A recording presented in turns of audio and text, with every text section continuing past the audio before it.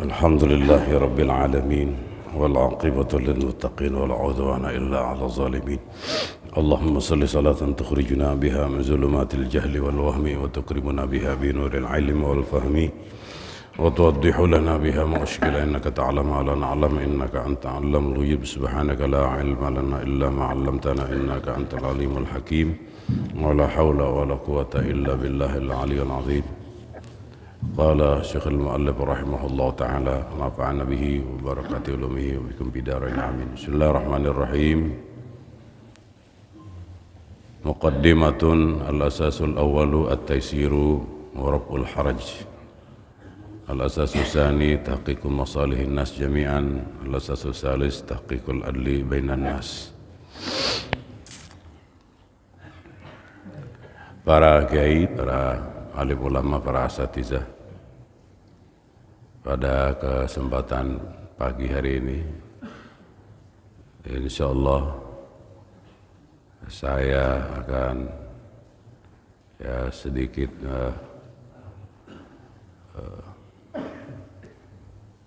membahas tentang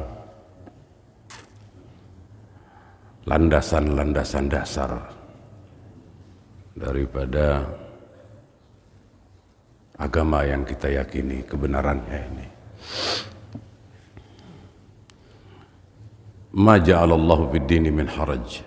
Allah Ta'ala tidak jadikan agama ini sifatnya berat atau mengkekang. Agama penuh dengan kemudahan. Maka pilar utama yang ada di dalam Islam itu adalah pilar akidah, ketauhidan, ketauhidan. Aqidatuna dominat lil basyariyati as-sa'adah fid darain. Akidah kita adalah memberikan jaminan pasti kepada umat manusia yang ngikutinnya untuk bahagia dunia dan akhirat. Dan ajarannya gampang. Ajarannya gampang. Maka kata Ibn Ruslan, awal wajibin alal insani ma'rifatul ilahi bistiqani an-nutqu bis sahadataini atubira li sihhatil imani mimman qadara in sadaqal qalbu wa bil a'mali yakunu za naqsin wa za kamali wa kun minal imani fi mazidi wa fi safal qalbi izzat tajdidi. Masalah keimanan, masalah Allah Subhanahu wa taala, masalah ketuhanan. Dan Allah Subhanahu wa taala sudah gelar tanda-tanda adanya. Tanda-tanda adanya Allah Subhanahu wa taala. Pada diri kita, pada alam, pada makhluk hidup, pada langit, pada apa saja kita lihat, menunjukkan bahwasanya yang menciptakan dia juga yang satu.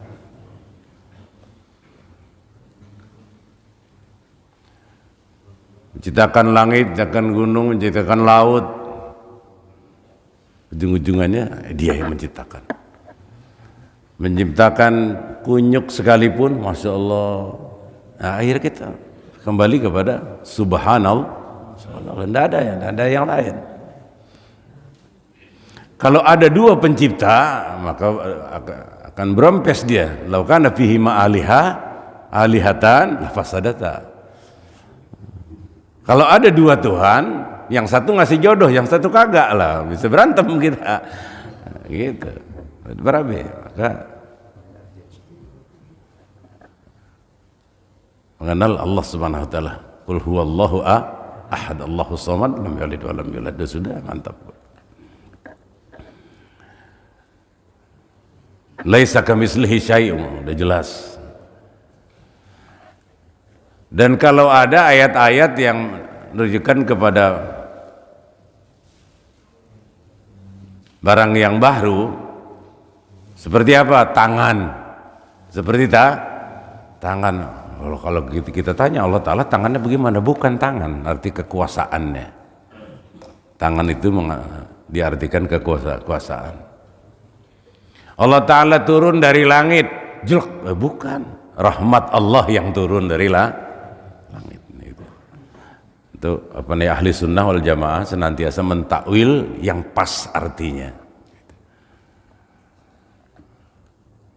Inilah pilar yang utama, adalah pilar akidah, pilar ketauhidan yang kita wal yazhabir ra'su wal yabqa al imanu wat tauhidu. Boleh jadi pala kita yang pergi, tetapi iman kagak boleh pergi. Boleh jadi leher kita dipotong, pada kita dipisahin, tetapi iman nggak boleh pergi. Ya saudara-saudara, kita di Indonesia dari zaman penjajah pun belum terlalu berat ujian bertauhid. Ya. Di Indonesia kita beriman, itu bertauhid belum terlalu berat ujiannya. Nah kalau di Eropa, di Uni Soviet, ya pernah dia siang-siang bolong, mau kafir enggak jeger, suruh ganti nama, suruh ganti agama. Di Eropa begitu juga gitu. Tapi di kita alhamdulillah di zaman penjajah cerita-ceritanya enggak ada. Kalau yang mau sembahyang, mau bertauhid, enggak diapain sama Belanda. Jadi belum ada kita ini, maka pantaslah di dunia ini paling banyak kita umat Islam, karena tidak ada ujian keimanan yang berat. Ujian keimanan yang berat nggak ada. Sampai copot kita punya iman itu nggak ada. Kecuali kalau kotor imannya banyak. Kalau kotor imannya banyak. Tapi kalau copot enggak, karena tidak ada dipaksa. Itu ya.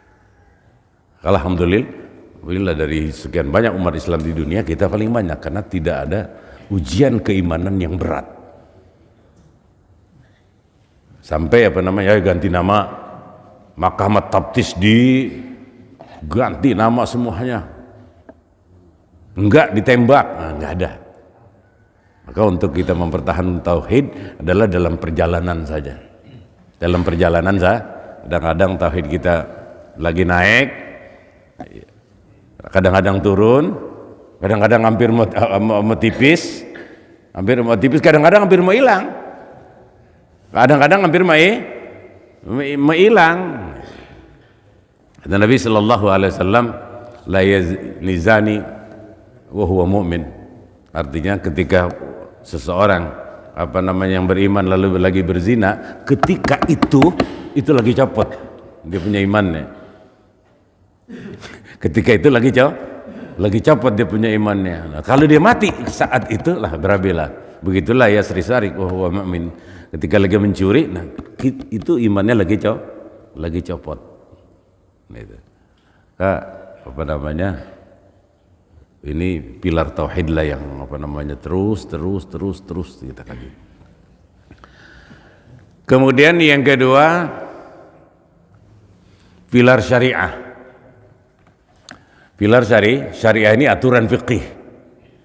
Sekurang-kurangnya fikih itu terbagi kepada 4. Yang pertama adalah rub'ul ibadat, 1/4 daripada ajaran fikih yang ada tuntunan ibadat. Wa ma la yatimul wajib illa bihi bahwa wajib. Artinya kebersihannya, wudunya, kencingnya, ceboknya, semuanya allamana Rasulullah sallallahu alaihi wasallam kulla syai'in hatta al-khara'ata. Rasulullah sallallahu alaihi wasallam datang mengajarkan umat manusia segala sesuatunya, enggak ada yang ketinggalan, sampai dalam ukuran dalam aturan kencing. Enggak pakai diajarin juga manusia kencing, tetapi bagaimana Rasulullah sallallahu alaihi wasallam memberikan ajaran kalau kencing begitu. Maka sekarang ada masjid yang tempat kencingnya kayak Belanda, berbudi, saya pastikan najis, karena jaraknya kan dekat banget. Jaraknya antara kencing kita, ya taruh, apalagi yang masih muda kan kencang larinya, berbalik nggak tuh? Pasti berbalik. Yang kita udah tua juga masih dekat banget. Diri lagi. Celana. Artinya enggak. Saya pastikan bahwasanya, maka dalam ibarat fuqaha, law bala fil bahri masalan fartafa'at minhu ragwatun fahiya najisatun in tahaqqaqa annaha minha. Sudah pasti. Walaupun bagaimana, apabila kita kencing yang baru diri, kencing diri itu yang ada mangkoknya begitu kan, udah pasti kena. Najis nggak? Nah kalau sudah najis, wudunya beres nggak? Sholatnya beres nggak? Oh yang nggak beres sudah. Itu baru diaturan di situ saja. Syariah. Jadi syariah ini adalah fikih yang mengatur hablum minallah, cara ibarat itu hablum minan nas. Hablum minan nas udah banyak banget dah. Hablum minan nas, berdagang, berpolitik, bertetangga, poligami dan lain sebagainya. Ada aturannya semuanya. Ada aturannya. Hiya a'raq wa ahsan wa afdal ma arafatul basyariyah min asy-syara'i. Syariat Islam atau fikih Islami adalah satu warisan yang paling kokoh, yang paling baik, yang paling afdal yang pernah ada di planet ini. Bahkan dalam aturan-aturan muamalat Eropa itu ngambil dari mazhab Imam Malik. Mereka cebok aja belum kenal. Amerika, orang-orang barat itu cebok aja belum tahu. Namanya kalau kita nongkrong aja, udah selesai disuruh ngapain? Tuh kan? Disuruh deh sampai 3 kali biar habis betul. Nah, dia kagak ya, cerat begitu betul. Ya. Kak, subhanallah. Dan tidak ada mandi di dalam di dalam agama lain yang mandi namanya wajib, nggak ada. Mandi ya tabarruk, bersih. Tapi kalau kita ada mandi wajib nggak? Lu yang punya bini banyak bisa tiap malam mandi, kan begitu? Nah, iya, kita ada yang mandi aja, ada yang yang wajib ada namanya mandi tabarrud. Emang lagi panas sama dingin. Apa ada lagi mandi tanazub bersih? Ada yang mandi sunnah. Mandi sunnah ada nggak? Ada. Ada yang mandi mandi aja juga. Wudu ada wudu syar'an, ada lughatan. Lughawi artinya wudu yang biasa, ada yang wudu yang sekedar lughawi. Artinya ketika kita mau mandi junub disunatkan wudu, namanya wudu lughawi. Wudu itu nggak ada manfaatnya, karena nggak boleh buat sholat, karena kita masih junub. Ini aturan syariah, dan aturan syariah itu segala sesuatu. Terus saja ada tajaddud, ada pembaharuan, ada ijtihad, sebagaimana keperluan manusia. La tatawaqaf, tidak akan pernah berhenti, karena modalnya Al-Quran dan Sunnah ada. Tatkala ada masalah yang baru, bagaimana ini? Wah, ada orang di Australia, perempuannya di Australia, kemudian lakinya di sini, gitu. Orang tuanya ada di sini, kawinin aja, kawinkan gini. Anaknya mau di apa? Di Australia. Pulang udah jadi. Mau neng dinikahin lo, mau? Ya udah, beres. Artinya masalah dulu kan belum ada. Sekarang udah masalah udah canggih, bahkan bisa ngomong udah langsung kan. Artinya terus saja permasalahan hukum agama ini terus berkembang. Maka tidak bagus sebagai seorang ulama untuk mengijtihadkan masalah yang belum terjadi. Nanti kerjaan yang ulama-ulama yang akan datang apa? Dibaca doang? Enggak, dia mesti ijtihad.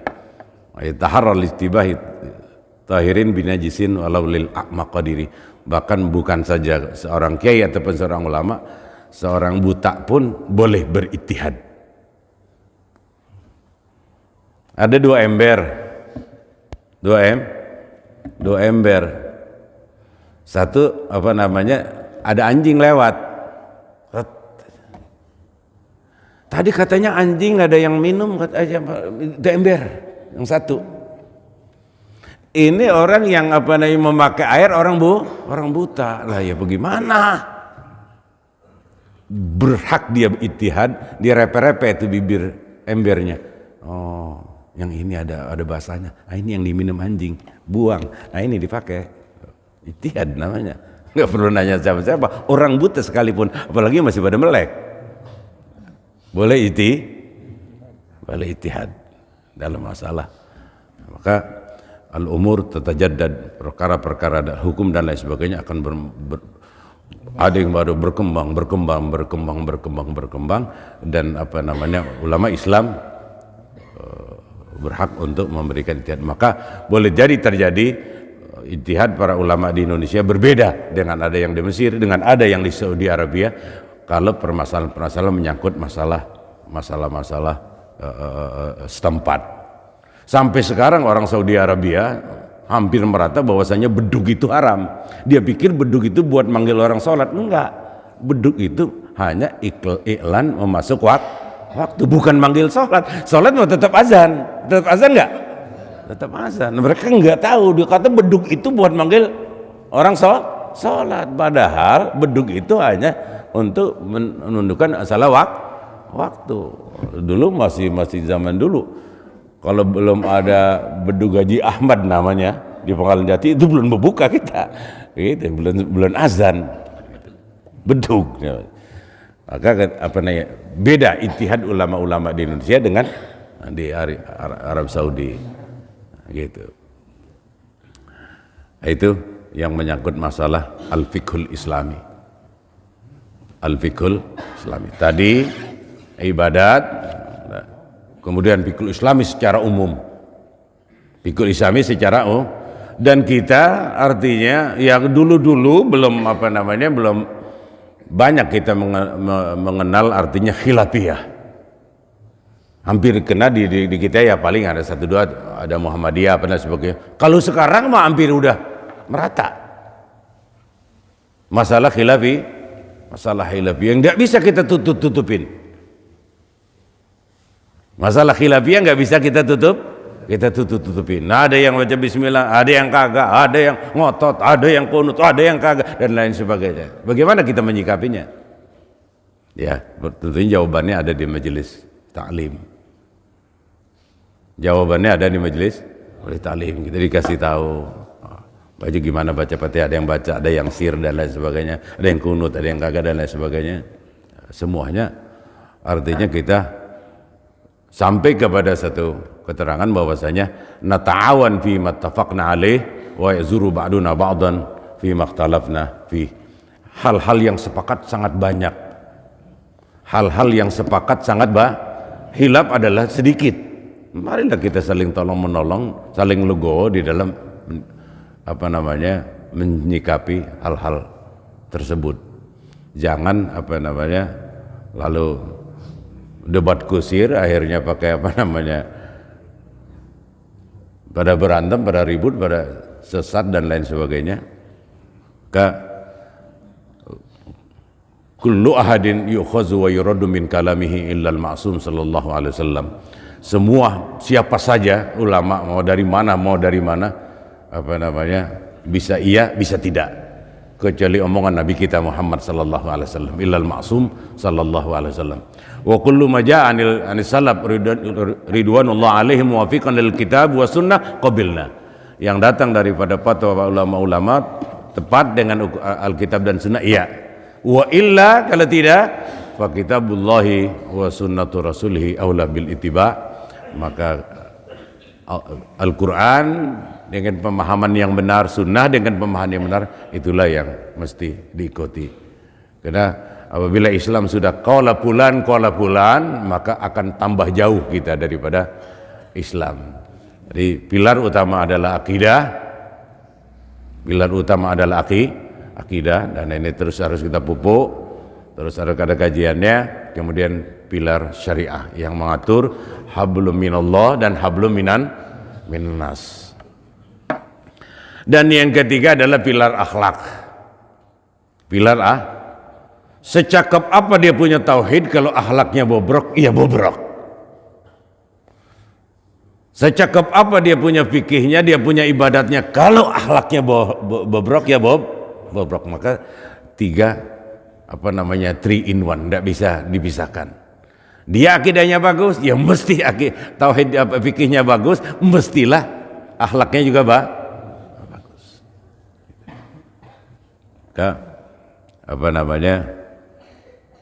Semuanya kita alhamdulillah, artinya kajian atau persilangannya terus dikaji mau nggak mau. Pada dasarnya udah tahu semuanya hukum-hukum ini. Yang wajib tahu nggak? Yang muharramat tahu nggak? Pada dasarnya udah tahu hukumnya. Pada dasarnya udah pada tahu karena diajarin tiap minggu. Ini nggak boleh kan. Innallaha faradal fara'idha fala tudayyi'u hada hududan fala ta'taduha wa sakata an asya rahmatan bikum ghairu nisyan fala tabahsu. Pada dasarnya udah tahu. Tinggal remnya doang dipakemin. Remnya doang. Wah ini nggak boleh. Wa masakata anhu fahuwa afun. Dan yang Al-Quran tidak bicara, sunnah tidak bicara, monggo-monggo saja itu mah. Monggo-monggo saja, boleh-boleh saja. Syarat tidak mengatakan haram, syarat tidak mengatakan apa. Oh itu ada pada binatang. Oh, ini binatang halal apa haram? Doyan nggak kira-kira lo? Doyan, makan. Nggak ada masalah. Paling kalau ada yang mengharamkan, ijtihad ulama. Kalau Al-Quran tidak membicarakan, As-Sunnah tidak mengatakan, kita doyan, makan. Makan. Ada katanya bajing itu doyan nggak kira-kira? Makan. Nggak ada. Al-Quran tidak mengatakan ada yang mengharamkan, Sunnah tidak ada yang mengharamkan. Makan kalau doyan. Gitu. Wa masakata anhu fahuwa afun. Yang Al-Quran tidak bicarakan haram dan halalnya, itu Sunnah tidak membicarakan halal dan haramnya, itu boleh-boleh saja kalau doyan. Kalau doyan. Begitu saudara sekalian, tentang pilar-pilar agama. Pada kesempatan lain akan satu-satu dirinci nanti oleh para kiai yang berkesempatan untuk menyampaikan. Pilar akidah, pilar syariah, aturan, hablum minallah, hablum minan nas, dan pilar akhlak. Dengan 3 inilah sada ajdaduna. Artinya dengan 3 inilah para pendahulu kita ratusan tahun memimpin dunia. Eropa baru berapa tahun, Amerika baru berapa tahun gitu. Tapi Islam itu ratusan tahun, 800 tahun. Saatnya untuk kembali kepada Islam. Timur lari ke Eropa, Eropa berantakan, akan lari ke timur lagi. Timur maksudnya apa? Islam. Akan kembali kepada Islam. Peradaban akan kita lagi. Tentunya mungkin generasi kita tidak, tapi generasi anak kita. Dan itu akan bangkit apabila saudara, agak ekstrim sedikit, apabila di tangan kita ada Al-Quran, kapan saja kita dipanggil oleh Al-Quran, iya. Di tangan kiri ada kain kapan, kapan saja dipanggil oleh kematian, iya. Baru akan terjadi. Artinya udah siap banget kita Al-Quran, kapan saja manggil, baru banget tidur, ayo ala sholah, bangun gak kira-kira? Iya begitulah kalau masih payah, dingin. Ustaz Niin mana Ustaz Niin? Nggak ada. Begitu lagi dingin banget di puncak begitu lah. Kenapa bikin? Takut mandi. Kalau niat mau bikin berani mandi, kan begitu. Walaupun sedingin dengan apa? Kenapa lu bikin? Kan begitu. Kan begitu. Maka jangan bikin-bikinan. Maka semuanya ada risikonya, ada mudah-mudahan ada manfaatnya. Assalamualaikum warahmatullahi wabarakatuh.